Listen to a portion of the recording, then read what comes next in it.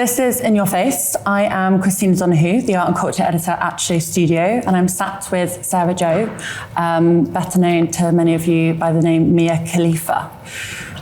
Sarah, thank you for joining us today. I wanted to start actually with a quote of yours. You said to Slow Factory's independent media platform, Everything is Political, last year. I think this quote perfectly encompasses your brand, success, and your journey, which is one of utter transformation.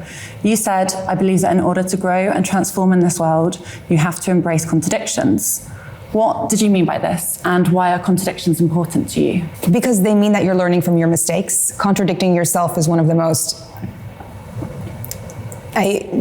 mature things that you can do and admit to, because you're admitting that whatever your previous opinion or action was wrong, and you're growing out of it or want to change it. So are you talking about honesty then? I think that sometimes it doesn't necessarily mean that you're being dishonest. Sometimes you don't even know what the truth is. And that's the journey you go on in life, in finding yourself. You are incredibly honest with your social media followers about all aspects of your life that kind of appear nothing is out of bounds. You've been honest and open about your use of Ozempic, cosmetic surgeries as well. And I was wondering what you gain from kind of opening that up to your social media followers and being vulnerable with them and honest about these subjects. I don't know if I necessarily gain anything from it. I just know that it feels icky and weird to know that I have such a large female audience, and for them to think that, like, what am I gonna do, lie and say I'm in the gym every day? I'm not in the gym every day. Oh my God, I could never. And I also feel weird taking a compliment for something that someone thinks is natural, or it just feels wrong. It feels wrong. Also, why gatekeep your secrets? My surgeons love when I shout them out. And also, to use your own words from a past interview, you are chronically online. To talk back about that social media following, you have 27.6 million followers on Instagram at the time of this interview and 40.9 million on TikTok. In 2025, that is such a huge measure of success and it's a huge social currency. Do you think you would have had the same success in your career without social media? How do you think it's benefited you? I don't know if it's a measure of success as much as it is a measure of popularity. I don't think that they go hand in hand at all. Like, for example, I have 40 million followers on TikTok and I've never gotten a single brand deal, and it's not because I haven't tried. It's because all of those doors are very much still tightly closed to me because I'm so outspoken about the things that I believe in. So I don't count that or see any of that as a measure of success. I just see it as a measure of how notoriety can happen and how things can kind of blow up. I'm really, really grateful for it, and I absolutely don't think that I would have had the same success as it, but it's not like that's how it started. It's a weird relationship. That's a good question. I want to talk about your experience with social media as well, because of course, at the very beginning of your career, when you became famous overnight, it probably caused you, I can only presume, a lot of pain. It opened you up to lots of different attacks from people all across the internet. And now I think it's in turn given you this huge platform, being able to use your voice effectively, and you've always been outspoken and I think an activist, and it's helped you with that as well. And I think there's a contradiction in that too. After the overnight wildfire happened, I didn't necessarily go right into having a presence on social media. I tried to live a normal life and have an office job for 1.5 years, and it was a very conscious decision to reopen Instagram and to start a social media account and to have a life as Mia Khalifa, because I realized that I could never have a normal 9-to-5 on paper life as Sarah Jo again because of everything. I was too recognizable. I was a distraction in the office. It was just too much and a burden for anybody who I was working with. In 2016, I started social media. I moved to a new state. I went into it with the intention of being an influencer and just a human who is on the internet. I didn't know what exactly I wanted to do at the time. And I started writing like a blog for a sports column, and then I went into sports commentating on Twitch, and then I went into hosting a show, a sports show with Complex, and then from there I really realized that I was cultivating a male audience by accident, or continuing to cultivate what was already a male audience without meaning to, even though sports is still a very big passion of mine. But I made the conscious decision to explore the other side of my life and my passions, which was fashion. And I still do have a lot of imposter syndrome surrounding that, because it's a very exclusive industry that's very gatekept and not friendly to outsiders. And I just never saw it as something that would ever welcome me, but I tried to anyway. And it took 7 years, but I just met Nick Knight. I was actually going to talk a bit about that at the end, but it's come up, so we'll go into it now. With you going into the fashion industry, so you briefly touched upon it in 2016. You decided to use your social media and fame to benefit you, and that's when you became a social media influencer. You've recently done a campaign with Vireo, that is my French. At the beginning, when you decided you wanted to pivot into fashion, did you feel like doors were being shut in your face? Oh my God, doors were being shut. It felt like a humiliation ritual on the internet. It was, all Why? of those things. Well, because I was doing it without it being my job. Like, I was investing everything I had into things that I loved. I was buying pieces from brands that I felt connected to, and posting on social media like I was an influencer, like a real influencer. But I was like it was such a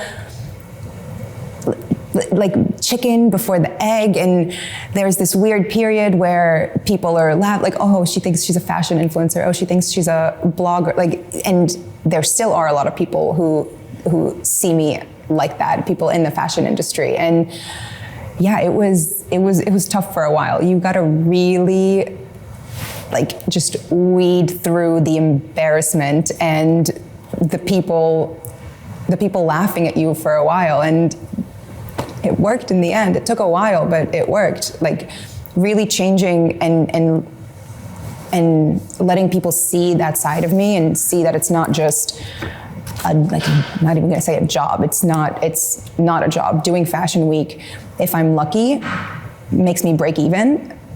If not, costs me to do. But it's something that I really, really believe in and love doing, and feel so honored to be in those rooms that, like we were just talking about Daria Vitale's debut collection, like that, I was in the room for history there. Like, I'm going to tell my future children about that day and that collection, and show them photos and tell them I was there. I remember what the room smelled like. And those are the things that are so important to me, working adjacent to or in this industry. You spoke a bit about embarrassment just there. I was wondering if you still feel embarrassed or feel like you are an embarrassment to fashion? There are some people who make me feel that way, and that feeling in your stomach does come up sometimes, but I feel like I've grown and I've healed enough to where it doesn't deject me anymore. I also think, as an outsider looking in, you're someone that oozes confidence, which I think a lot of young people really look up to you for that, and you're incredibly outspoken, which I also look up to you for that as well, and I'm sure a lot of other people listening. I want to know if there's a difference between kind of the online Mia Khalifa and the offline Sarah Jo.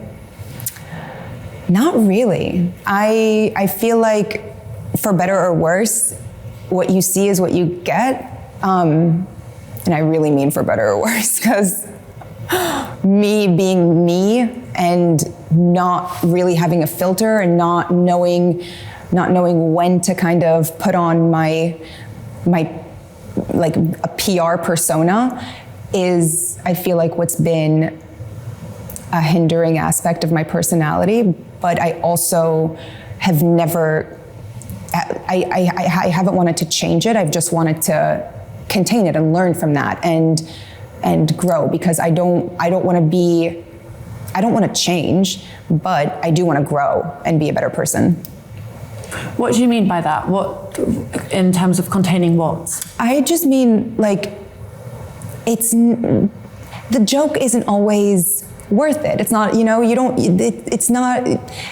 it's not always the right time or the right place to make a statement or say a comment. Maybe sit on it and workshop it and articulate it a little bit more to where it's actually sending a message and not being a distraction. Because I feel like in the past, when I've wanted to comment on something that means a lot to me, it's been in a very brash way. And if I had sat on it for a little bit longer, I could have done it in a way that would have made more of an impact and been less of a distraction. Because I've noticed as well, I mean, and forgive me if I'm leading off to something else here, but humor has in the past been a huge kind of defense for you. I was watching an interview between you and Louis Theroux where you recounted how when ISIS published a video of you being beheaded, or a collage version, you said, well, at least don't cut off my boobs. And those kinds of comments. Are you talking about that specifically? No, that one I don't regret. No, that one's true. And then other comment, is it because you think that you can have more impact if you sit on your words? Not necessarily sit on them, but just like the humor almost feels, in some situations, the humor can feel self-serving and not necessarily for whatever cause you want to make a statement about. So that's more what I'm talking about. Not the actual funny ones, because that one's funny. I also want to talk about the action of rebelling. I mean, we'll go into this a bit as well, but more specifically, I feel like you, with everything you've done in your career, from when you were younger through to now, and you navigating the sports world and coming into fashion, and your activism, there's almost, I feel like there's a constant need or compulsive need to rebel with you, which I think is quite empowering as a woman. Obviously, it's gotten you into a lot of trouble before, and probably I'd say was the reason you entered the adult film industry in the first place, which is how you found fame under the name Mia Khalifa. The practice of conforming has never seemed to interest you, and I was wondering why. I'm an Aquarius, I'm a triple air sign, but also you can't conform where you don't fit, you know? I don't think that, well, no, that's not true, because I feel like I have found my people in the world, and they are also the ones who feel like they don't fit and can't conform. And that has been such a freeing and liberating and comforting thing. And I didn't find those people, ironically, until I started working more in the creative field and in the fashion industry, and coming to Europe more and spending time with people here who really, really think the same. I think it's also being in America. I don't fit in there at all. And I think a lot of the opinions that I have on rebellion are much more accepted here than they are over there. What do you think about America now? Oh my God. Yeah, I mean, it's spiraling into fascism. That's what I think about it. It's really scary. It's really sad. It's very, I don't know, like I've always had mixed feelings about America, because there's something so beautiful about it. Like it really is the land of opportunities. It's incredible. It's where you go to make dreams happen. Everyone outside of America in the world sees America like that, but it's changing. Doors are closing. It's becoming a really dark place. I was wondering if you moved to America in early 2001, and shortly around the time you were starting school, it was September 2001, which everyone knows is the date that the Twin Towers were struck and 9/11 happened. And as a young kind of 10, 11-year-old girl at the time, I was wondering, or younger even, how that affected you being American Lebanese. It was really difficult because I grew up in Washington, D.C., and the Pentagon was also hit. So a lot of the children that I went to school with, their parents worked at the Pentagon. So it wasn't like living in a post 9/11 America, but growing up in California where, and I've spoken to a lot of people who grew up all over the States, and my question is, it always comes up, like, what was 9/11 like for you? Especially if I'm talking to somebody who's also brown or anything, anyone who could be bullied in school and called a terrorist around that time. And there is a distinct difference in the people who grew up in states where it was like directly affected by 9/11 versus elsewhere. So going back to school, it wasn't just kids making fun and poking and laughing. It was like, you truly felt like those children were scared of you and scared of your family. And you could tell that those children's parents also were saying things to them at home, like, we don't want you hanging out with them. They can't come to your birthday party. Like, it was very divisive in that sense because it was just so, it was too close to home. Like, we got taken into the school cafeteria and then separated by children whose parents worked in the Pentagon and children who were able to be picked up from school that day. And because the teachers knew that those kids were not going to get picked up, and they didn't want to see all of the kids leaving one by one and them still sitting there not knowing what's happening. So they were treated very differently. And then after school went back into session the next week, because they shut down schools for about a week after, in DC specifically, not all over the country. Things were very, very different. What does that do to a person over time, that kind of treatment from not just children your age, but peers and your teachers?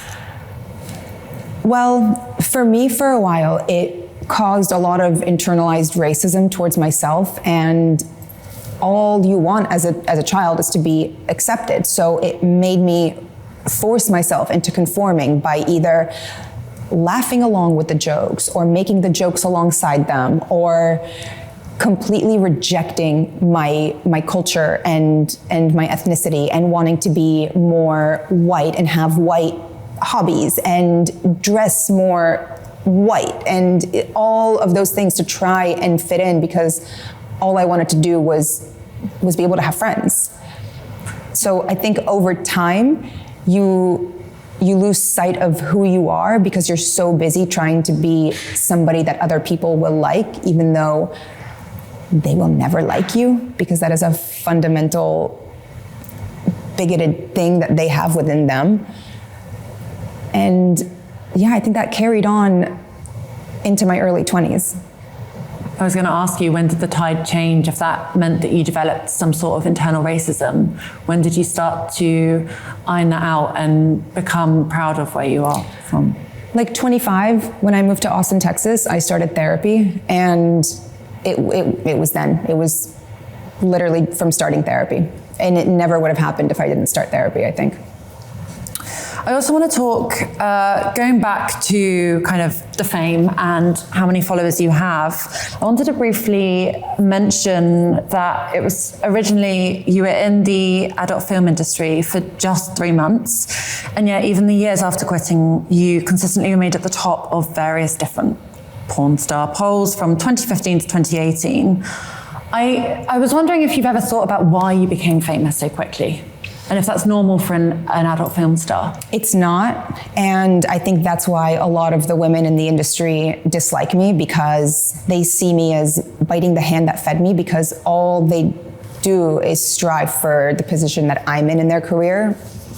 But I don't believe in the industry. I think it's predatory. I think it's toxic. I think that the minimum age should be moved from 18 to 21. I have a lot of beliefs towards it that they don't agree with, but your question specifically, I think that it was a bit of a perfect storm. It was when Me Too had just started, and it was the same time as Charlie Hebdo had happened 11 years ago. So I think all of those things together, plus my ethnicity, plus the way the production company packaged me and wanted to kind of display me, all had to do with that. So it was really just lightning in a bottle.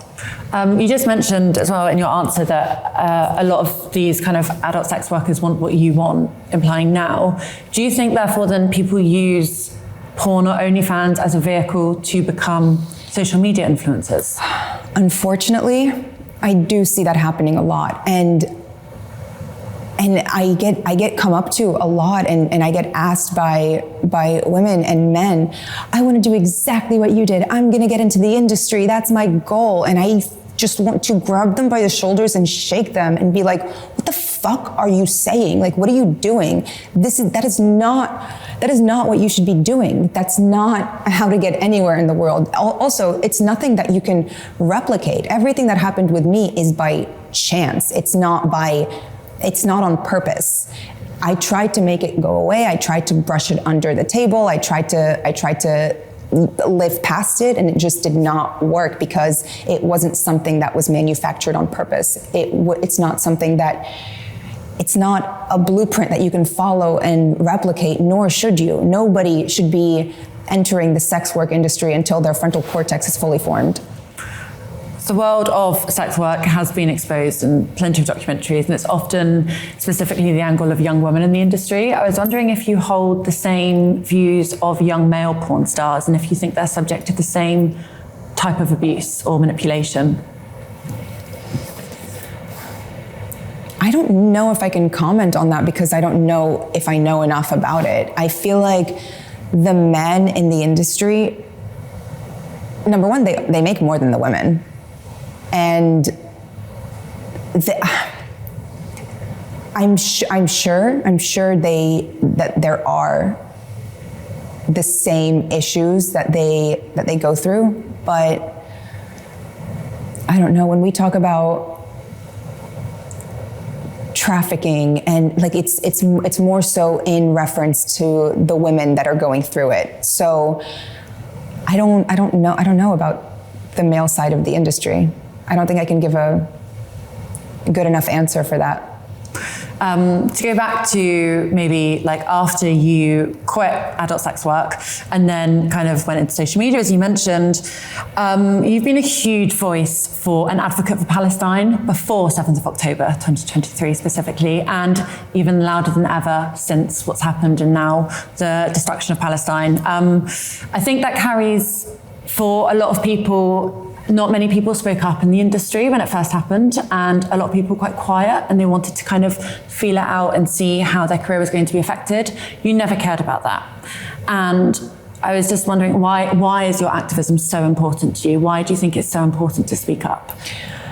What the fuck else am I gonna do? Like, it's not like I said, yes, I have all of these followers, but I don't see a return from it. I don't make money off of social media. I don't get brand deals. I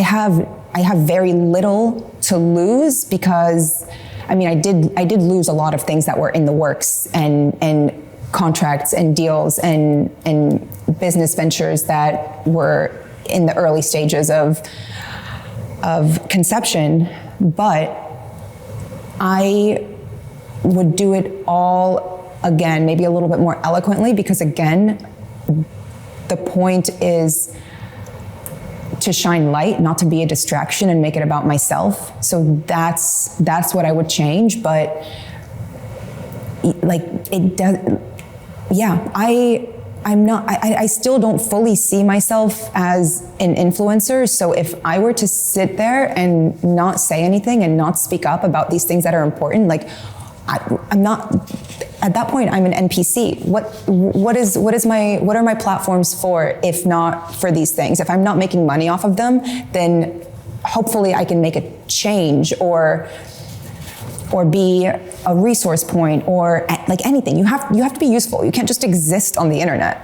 And that's something that I see from a lot of influencers. They're just like, no, my job is this, and that's all I talk about. Like, my God. Okay, all right. Firstly, can you clarify what NPC means? A non-playable character in a video game, like, so, you know, like someone that will continuously walk into a wall if they're not actually moved from the wall. Like, it's not a player that you can make decisions for. They have no coding to be able to do anything useful in the game. They're just a background object. And then, obviously, surely that comes with, not that I'm defending people who are not speaking up, but to go to your point, probably because they're scared. And I'm sure you felt that emotion as well plenty of times over your career. Yes. Can you talk a bit about that as well? Because speaking up comes with serious consequences, especially for someone in your position over someone like me. It's easy for a lot of people who have normal jobs to go to a protest and be an ally or an ally to speak up and to really kind of use your platform with these 40 million TikTok followers for the greater good. It means you're putting yourself in somewhat of a position of danger, some may argue. Yeah. And I just would like you to talk a bit about that. But that's the difference. I'm not talking about people who have normal jobs or, a presence on the internet less than a couple thousand followers. If you have an audience that listens to you and latches onto your opinions and what you say and uses you as a source of inspiration, a fan base at the very least, then you have a bit of a social responsibility to say something. And if you believe that you don't, then you're an NPC. You're kind of useless outside of whatever visuals you provide on the internet to people. And a lot of people, but it is really nuanced, because people can make a change and people can advocate in ways that aren't overt and making a blanket statement online. They can do it in ways by donating, hiring people who are otherwise being fired. They can make, as long as you're doing something, it doesn't necessarily have to be an Instagram post. Why do you think it's important that people of different professions in the public eye should be encouraged to use their platform to speak up when their profession has nothing to do with that? Because they have voices, and their professions do have something to do with that. For example, I saw Leonardo DiCaprio in one battle after another yesterday, playing a revolutionary, yet he is building a hotel in Tel Aviv right now. So there isn't really an excuse for actors or musicians to say, no, it's not my place. It is your place. Your job is social commentary. Your job is to sell or make us believe in something. So people hang on to the things that you say and the things you co-sign and the things you believe in, whether it's via the director or screenplay you sign on to work with, or in what you say online. I think that, or what you say in your music, or what you're condoning, or, it's all the same. And I think art and culture and world issues have always gone hand in hand, and the people who adamantly want to separate that so that they don't have to take responsibility are people who do it just for a paycheck. And again, that then makes you an NPC. In 2023, you were a guest at Oxford Union. During that talk, a member of the audience referred to you as the epitome of modern-day progressive feminism. I think a lot of people watching this interview would agree with that statement, but of course, as everyone knows, it also carries a lot of weight. I was wondering what you think about this term and if you consider yourself the epitome of modern-day feminism. Oh my God, no. That gives me so much imposter syndrome. I'm scared to take on that title and that role. Like, the epitome of modern day feminism, I don't think would say that they're on Ozempic. You know what I mean? Is that not part of it though? Because then it's about being honest and truthful and encouraging other people to not lie. But there's also a lot of feminists who would say you wanting your body to look a certain way is you kowtowing to society and these greater things and, burdens that are put onto women, and you saying that you're on it is like, I feel like it's a very subjective thing to be a feminist and a modern day feminist, and I do view myself as a feminist, but I would never in my life call myself that for those reasons, because there's a lot of women who I admire and respect who I feel like wouldn't admire and respect me for a lot of those reasons, and that's okay. And you've accepted that? Completely. Totally. I think go back to my original question as well. It's almost to do with, how one defines feminism and what that is. Yeah. Because I think for me at least, it's being a woman and being able to have autonomy and do what you want. And therefore, if you want to go on Ozempic and you want to be slimmer despite being already slim, that you're doing something you want to do.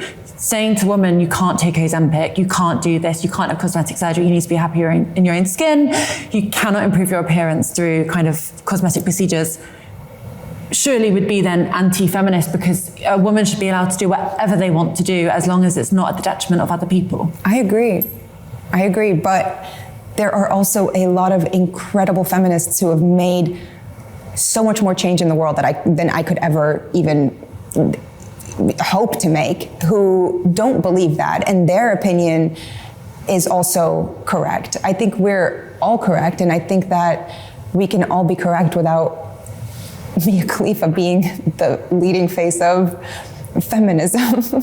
So what sort of feminism then would you say you ascribe to?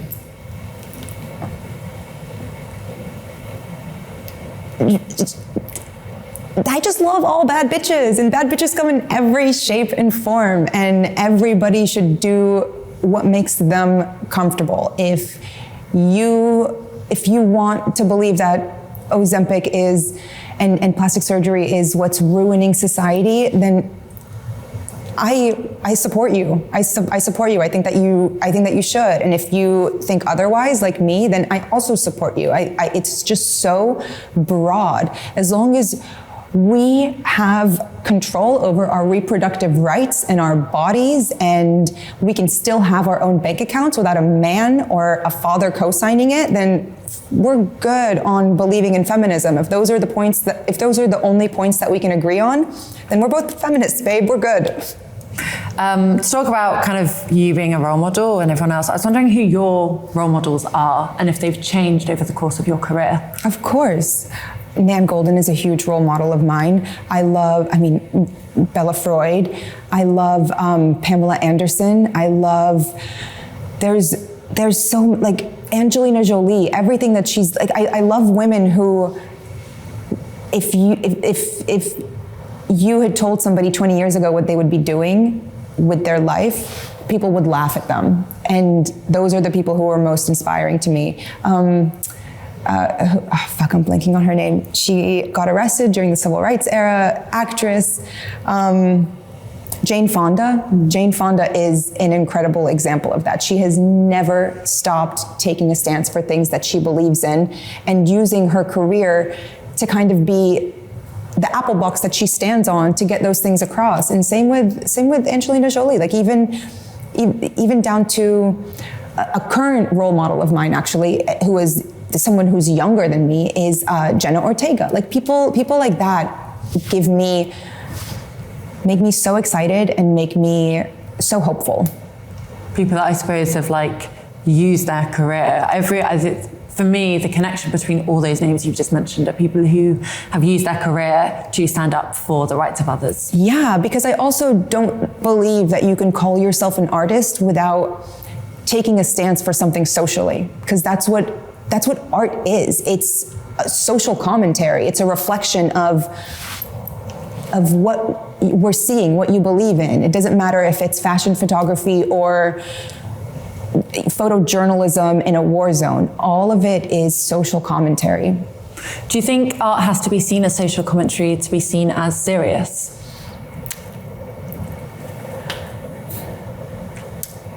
The art that you can look at that is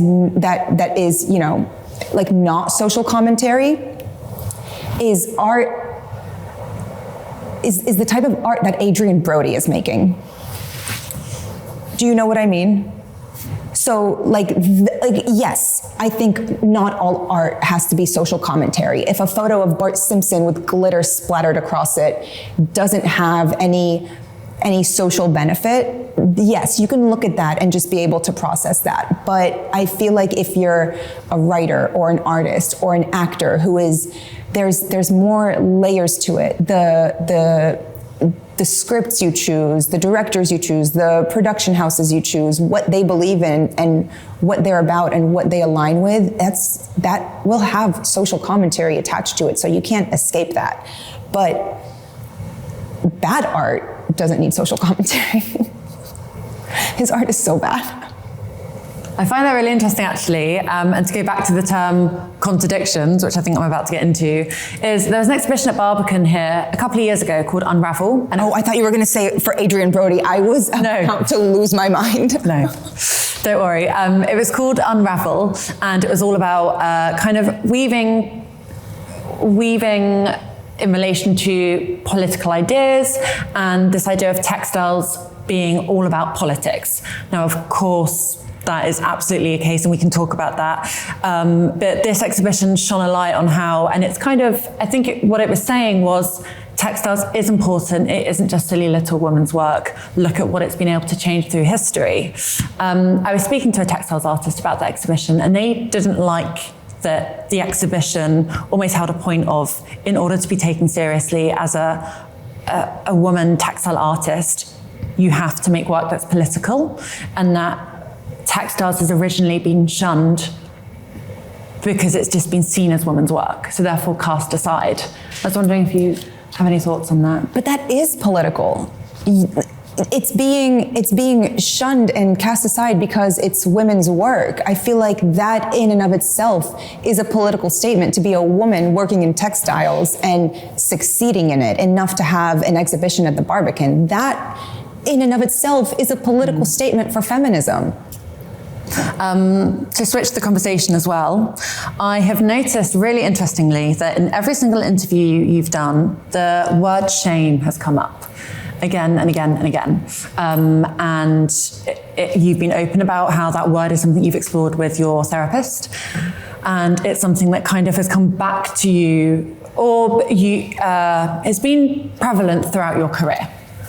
Why is shame, what does the word shame hold for you?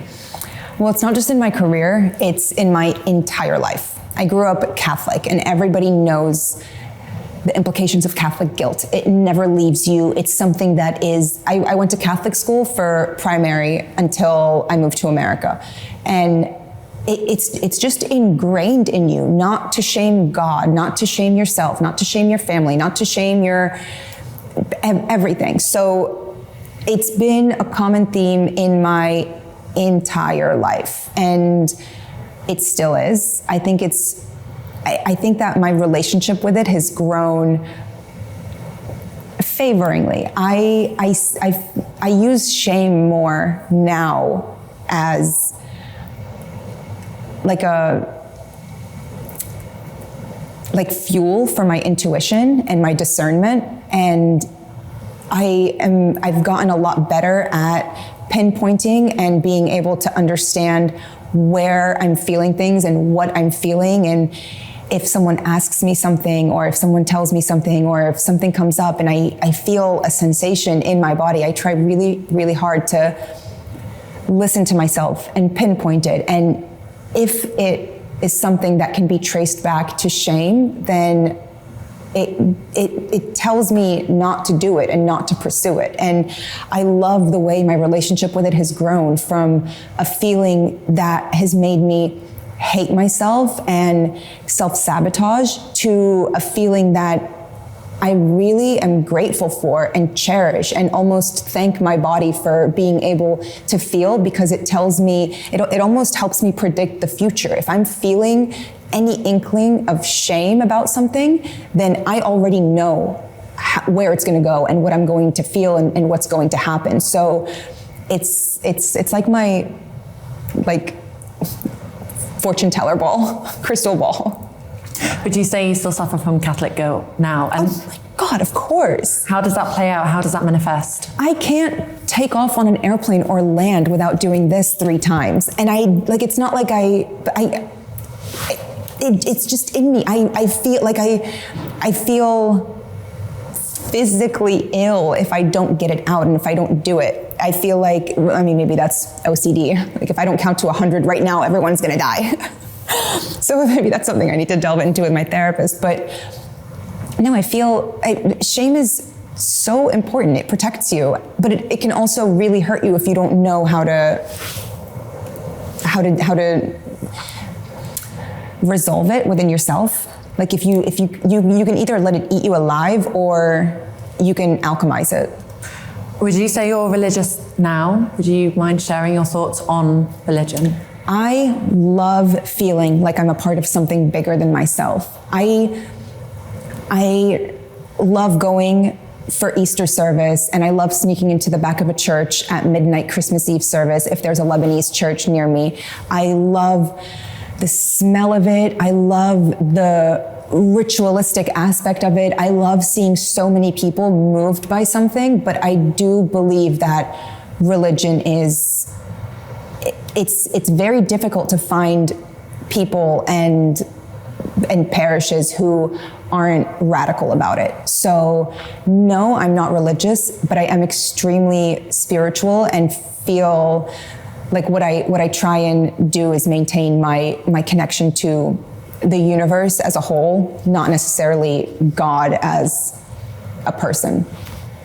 I think the act of community, again, is something that people seek from religion. Yeah. But you don't have to subscribe to religion. Yes, exactly. But like the Catholic aesthetic is so beautiful. Huge inspiration for artists and fashion designers. And jewelers.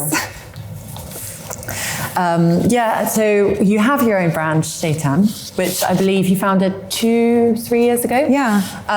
Can you talk a little bit about that? Because obviously you are its founder and technically its creative director. And I would argue it's your first truly creative venture in your career. Have you always seen yourself are you a creative person? Yes, but I do get a lot of imposter syndrome even saying yes, because I can't draw. I feel like a bit of an imposter saying yes, but I am really creative. I love getting lost in books and film and music and all of those things that I draw inspiration from for Shaitan. And Shaitan is, I feel like it's growing in the public eye, and there's so many things that I'm learning along the way, and it's just so incredible to see my confidence grow as a business owner and a founder, and kind of honing in the creative direction of where the brand is going, because we launched with about 12 pieces of jewelry, and where I see it going is such a bigger place. But the most important thing to me is quality and production, and I could be doing it in a much easier way and producing so much faster, but I would rather take my time and perfect it, even if it's happening in the public eye. But that's where the creativity comes from. I will hold up an entire collection because one specific thing isn't how I envisioned it in my head or how I would want it to be presented to the world. So it's not even about being a perfectionist. It's more so about knowing that I have a vision, and if someone says no, the answer is not no. The answer is, I got to find someone who knows how to do it, because you're telling me no because you don't know how to do it. You're not going to admit to me you don't know how to do it. You're just going to tell me no. So it's been a very stressful, but exciting and confidence building place to be as a founder. Can you talk a bit about the name as well? Yeah. And what it means in Arabic? It means devil in Arabic. Shaitan is a word that's used to call misbehaving little kids running around, knocking a vase over a table and breaking it, or if you're walking by a group of conservative men and you're in a shorter skirt, that's what they call you. Or if you and your girlfriends are on a night on the town, like it's a very freeing word for me. And I love the aspect of that word being right between your boobs on a bra chain. Like that's the perfect place for that word to be. Why? Because it's reclaiming it. Like if you think I'm a shaitan for showing a little bit of cleavage, then I will brand myself as that. I want to talk about your feelings around nudity, because in a lot of the interviews you've done since you left the adult film industry, you've spoken about how you had a restrictive mindset around your body, specifically before you entered the fashion industry. Yeah. I don't think it takes someone with a big brain to understand why, personally. But your most recent campaign with Vireo, you appeared partially, if not fully, nude. And I was wondering why now is the right time you felt like to do that campaign and appear nude in a fashion context. It's not even about the right time. It's just about how I've grown mentally. There's so many blockages that I put up for myself that I thought were, I almost wanted to spite the world, because things that I see so much in my comments are, I mean, listen, these are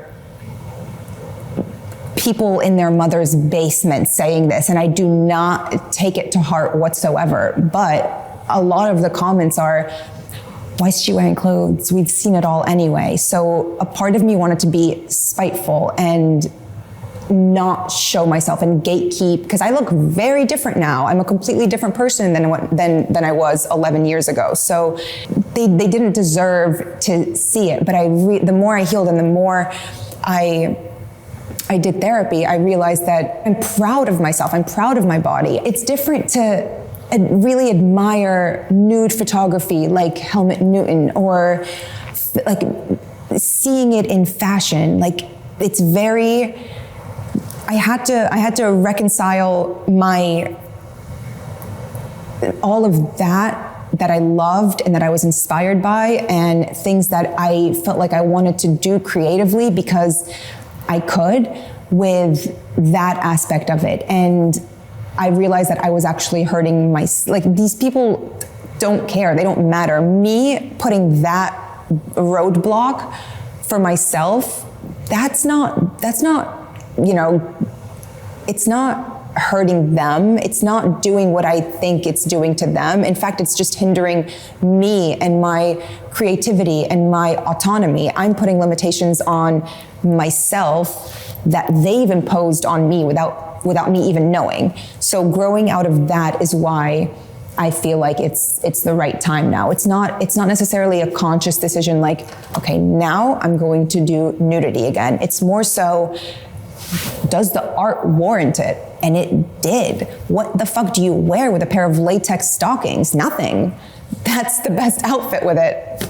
I think as well, you mentioning Helmut Newton is a really interesting reference point, because his women are sexy, but they're not sexual. And there's a huge difference. They're erotic, not sexual. It's for the girls. It's for us. Like it's not to invoke something in a straight man. It's to make a woman feel seen in her own body. And it's so fucking beautiful. And I don't think there's anything I wouldn't do now under the right context when it comes to art and fashion. So growing into that is so freeing. I'm so happy that I've gotten to that point. It's taken until I was 30, I'm 32 years old now, but I'm so happy I finally got there. Do you read any of the negative comments that you still get on all your different social media platforms? Not on purpose, but I do. I think what I read the most, because it's what I engage with the most, is Twitter. My Twitter screen time is embarrassing. It's the first thing I open when I wake up and the last thing I see before I fall asleep with one eye closed. So to engage with the people who I actually want to have conversations with, I do have to scroll past and see those things. They don't get to me. They don't affect me. The negative comments that affect me are the ones that come from people who I respect and admire. So that's when I know I've done something wrong. If there's faceless internet troll accounts talking shit to me, that's the fucking internet. You're never gonna change. Like, I can't sit here and be like, I wish the internet was a nicer place. It's the fucking internet. It's like saying I wish the ocean had less fish shit in it. Do you think the internet has the potential to be a nicer place? No, it's the fucking internet. It's the internet. No, I don't know, unless we go into a fucking police state and the internet is regulated the same way it is in Hong Kong or those countries where they have so many restrictions on what you can say. I mean, listen, America might be headed there, so maybe the internet will be a slightly nicer place, but no, it's the internet. If you're being cyberbullied, turn your phone off. Like when all of that was, that's a really dismissive thing to say. I didn't mean it that flippantly, but like, yeah, it's the internet. If you feel like you're getting piled on, go touch grass, go spend time with your family, go talk to your friends, like the people who will validate you and remind you that those people don't matter. I feel like the people who let the internet get to them too much are people who invest too much in the internet and give it too much weight in their life. Can you see how that's potentially okay for you to say that as someone who has had a long journey to get to where you are now at 32 years old, in comparison to, say, the 16-year-olds of today, where men and women, girls and boys, that, you know, aren't just going to be bullied on the school playground, but at home in their bedroom as well? But that's different. That's different than a public figure getting shit online and getting comments online. If it's people, that's what I'm saying by like, I start to worry when it's people who I respect and admire. When it's cyberbullying and it's mean comments from people who you will see in your own community, that's harassment. That's no longer just cyberbullying and the internet being mean. That's just straight up harassment. Open up a police report. That's something that you need to do something about. Of course, you can't just turn off your phone and ignore it then. That's completely different. But I feel very lucky to have always felt that way about the internet. I feel like I've always been a bit more realistic about the output that the internet can give to you. Because I've never, I mean, aside from, obviously, 11 years ago, I had to move apartments, I was getting doxxed, all of these things were happening that were very, very real, dangerous things, but it wasn't the comments that were overwhelming and crippling. It was more so all of that aspect, the physical manifestations of all of that negativity. And that's not always the case with people who get on the internet complaining about what the internet is like.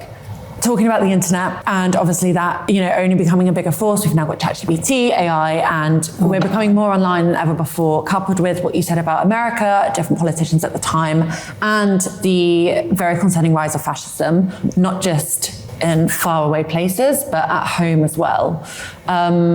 When you think of the future, are you optimistic or pessimistic about it? I'm somewhere in between, because I really do, I'm very moved by seeing all of, like, people are speaking out who have never spoken out before, and that is a very hopeful thing to see. But the pessimism is more so in hand with realism. Like, I'm not living in la la land thinking, oh, it's gonna get better next year, it's gonna get better by the next administration. No, we don't have time for that. You have to be a little bit pessimistic so that you can be a realist and kind of have a little bit of a plan in the back of your head for what you would do or what's going to happen. So I kind of live somewhere in between. I want for the best, but I also have to prepare for the worst. I wanted to ask what the term desire means to you, and if your relationship with desire has changed over time.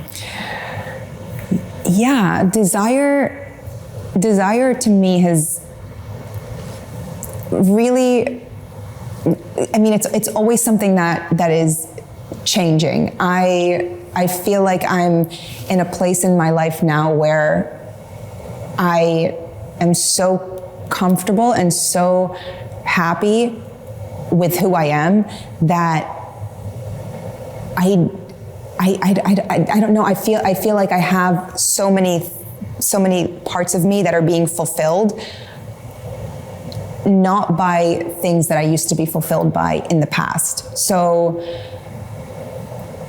desire is something that goes in hand with that, because being desired doesn't mean anything to me. Being appreciated means more to me. Desiring something doesn't make me have the same impulsive reaction as it used to. It makes me have an appreciation, and it makes me take a step back and really understand and just appreciate that feeling as a whole.